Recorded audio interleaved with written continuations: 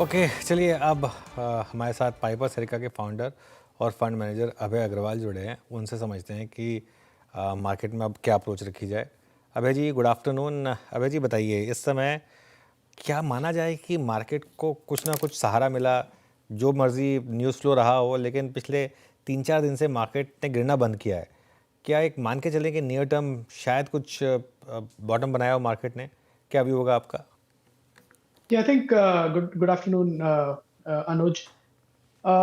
ए, जो अ, पिछले 2 हफ्ते से मैं कहूँगा जो हमने देखा एक मार्केट का रिएक्शन पहला जो बैड न्यूज़ आई 25% टैरिफ फिर उसके ऊपर 25% का पेनल्टी।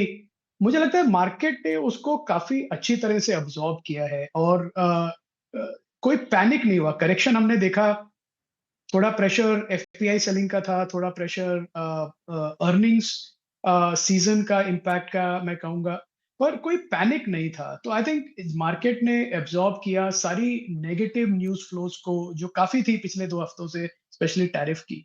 और अब जो दिख रहा है पिछले 2-3 दिन के मूवमेंट से वो क्लियरली दिख रहा है कि ये मार्केट एक ऊपर की तरफ ब्रेकआउट करना चाहता है। पर पॉजिटिव ट्रिगर्स की वेट कर रहा है। वो पॉजिटिव ट्रिगर्स हैं जो टुवर्ड्स द एंड जो अर्निंग्स आई हैं, वो थोड़ी उम्मीद से बेटर हैं। कल लार्ज कैप स्टॉक की अर्निंग्स भी बेटर थी। दूसरा जो टैरिफ में अगर कुछ रेज़ोल्यूशन होता है, जो चर्चा है अभी यूएस और रशिया की, उसके बाद कुछ पॉजिटिव आउटकम आता है।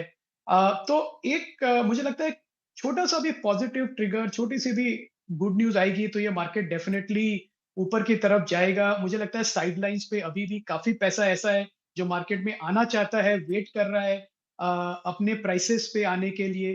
पर अगर मार्केट में ये लगता है, ये संकेत मिलते हैं कि अब बॉटम बन गया है और अब फेस्टिव सीज़न की तरफ मूवमेंट है, नए ट्रिगर्स की वेट है, तो मुझे लगता है ये मार्केट ना केवल यहाँ पे स्टेबलाइज़ हो जाएगा बट थोड़ा यहाँ से रैली भी कर सकता है। ओके। और इन दैट केस रैली को लीड क्या करेगा? क्या इंजन होगा इस रिकवरी का? नहीं, मुझे लगता है कि जो बैंक्स हैं हमारे वो उन्होंने पार्टिसिपेट तो बिल्कुल नहीं किया है, थोड़ा बैक फुट पे ही रहे हैं। मुझे नहीं लगता है कि उनके जो अर्निंग्स या कमेंट्री इतनी खराब थी कि जिस तरह से मार्केट ने रिएक्शन दिया है। तो मुझे लगता है लार्ज कैप बैंक्स जो हैं, वो अभी भी इस पोज़ीशन में हैं कि इसको लीड करें रैली को। उसके साथ में मुझे लगता है सपोर्ट रहेगा फार्मा का। फार्मा के रिजल्ट्स ओवरऑल पॉजिटिव साइड पे मैं कहूँगा और दूसरी तरफ ना केवल पॉजिटिव साइड पे पर ऑल्सो कमेंट्री भी काफ़ी पॉजिटिव है और एक जो फार्मा के लिए जो पूरा एनवायरनमेंट बन रहा है not only in US but in Europe also, वो भी काफ़ी पॉजिटिव है। तो मुझे लगता है ये जो 2 सेक्टर्स हैं और तीसरा इसमें एक जो सेक्टर है जो अभी तक थोड़ा लैग कर रहा है वो है ऑटोमोबाइल, लार्ज कैप ऑटोमोबाइल्स का। तो अगर फेस्टिव सीजन की डिमांड की स्टॉकिंग का सिग्नल अच्छा लगने लगता है तो मेरे को लगता है ये 3 सेक्टर्स हैं ऐसे जो कि और हेल्थ केयर ये मैं तीसरा चौथा सेक्टर कहूँगा। ये 4 सेक्टर्स मुझे लगता है जो लीड कर सकते हैं रैली। ओके, अभय अग्रवाल जी, गुड आफ्टरनून। श्रेया बात कर रही हूँ। Pharma, health care, auto space, साथ ही लार्ज प्राइवेट बैंक्स की तरफ आपका झुकाव है। आपने कहा कि पैसा मार्केट में आना चाहिए और ये सारे सेक्टर्स पर शायद पैसा लगे। अ, लेकिन सर, कुछ स्पेसिफिकली अगर मैं बात करूँ न्यू एज स्टॉक्स की, हम चर्चा भी कर रहे थे आज के सेशन में। देखिए आप, नायका, होनासा जैसे काउंटर्स में अच्छी तेज़ी है।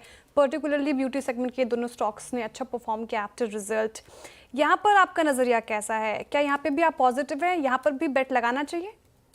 जी, मैं as a fund house we are very positive. मुझे लगता है कि जो काफ़ी पोस्ट लिस्टिंग जो हमने देखा था एक्सपेक्टेशंस बहुत हाई थी। 5 साल पहले करीब इनके आईपीओज़ आए थे पिछले 3-4 साल, 5 साल में और काफ़ी डिसअपॉइंट किया। बड़े नाम हैं उसमें, ये मेरी कोई बाय और सेल रिकमेंडेशन नहीं है बट मैं इलस्ट्रेट कर रहा हूँ क्योंकि हम इसके बारे में चर्चा कर रहे हैं। बड़े स्टॉक्स थे जैसे पेटीएम, नायका, पॉलिसी बाज़ार भी उसमें कह सकते हैं, कार्टरेड। काफ़ी कंपनीज़ ऐसी लिस्ट हुई और फिर उन्होंने डिसअपॉइंट किया। मुझे लगता है पर जो अब इनका स्टेटस है, जो वो अपने पूरा पावर जो है बिज़नेस मॉडल का फाइनली अब वो दर्शा पा रहे हैं। आप एक मार्केट लीडर्स हैं। यूनिट इकोनॉमिक्स जो इनका ब्रोकन था, वो काफ़ी पॉज़िटिव हो गया है अब और जो स्केल का पूरा एडवांटेज मिल रहा है। तो मुझे लगता है इन्वेस्टर्स को अगर वो वैल्यूएशन को डाइजेस्ट कर पाएँ, क्योंकि काफ़ी ग्रोथ ऑलरेडी वैल्यूएशन में बेक्ड इन है। अगर उसको डाइजेस्ट कर पाएँ तो ये डेफ़िनेटली 20-25% कंपाउंडेड रिटर्न वाली कंपनीज़ हैं इस समय अगले 5 साल के व्यू से। Okay, as a fund house आप कैसे देख रहे हैं, क्योंकि जिस तरीके से मार्केट पिछले कुछ महीनों में रहा है, काफ़ी उतार चढ़ाव देखने को मिल रहा है, पोर्टफोलियो में दर्द तो है, इसको हम नकार नहीं सकते।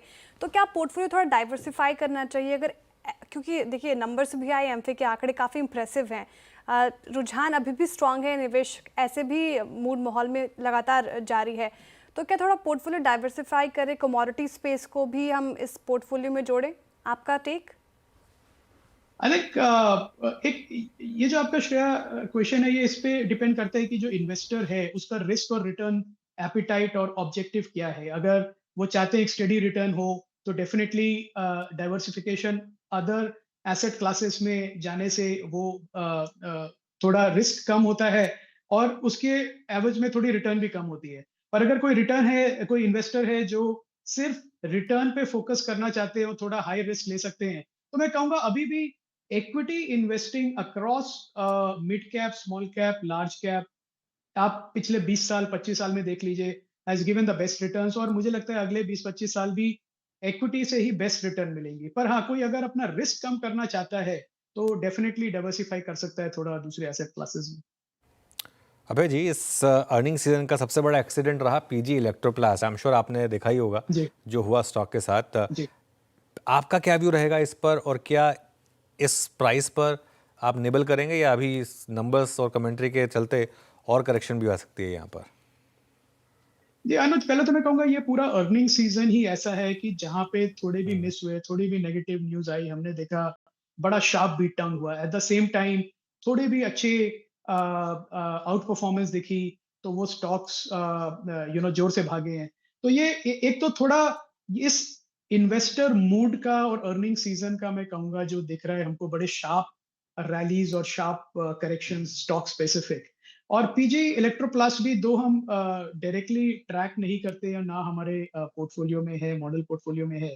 पर मुझे लगता है कि कई बार कंपनीज, अच्छी कंपनीज भी एक थोड़ा-सा बैड साइकिल या बैड क्वार्टर से गुजरती हैं और हम भी इसको देखेंगे इसी नज़रिए से कि क्या ये एक बैड क्वार्टर, बैड अनाउंसमेंट एक एंट्री का अपॉर्चुनिटी दे रहा है ऐसी कंपनी में जो लॉन्ग टर्म कंपाउंडिंग कंपनी है। और अनुज, आप मेरे को समय दे तो मैं आपको एक उदाहरण देना चाहूंगा। जैसे आज आपने देखा अपोलो हॉस्पिटल के रिजल्ट्स आए, स्टॉक कुछ 500 सवा 500 रुपए ऊपर है।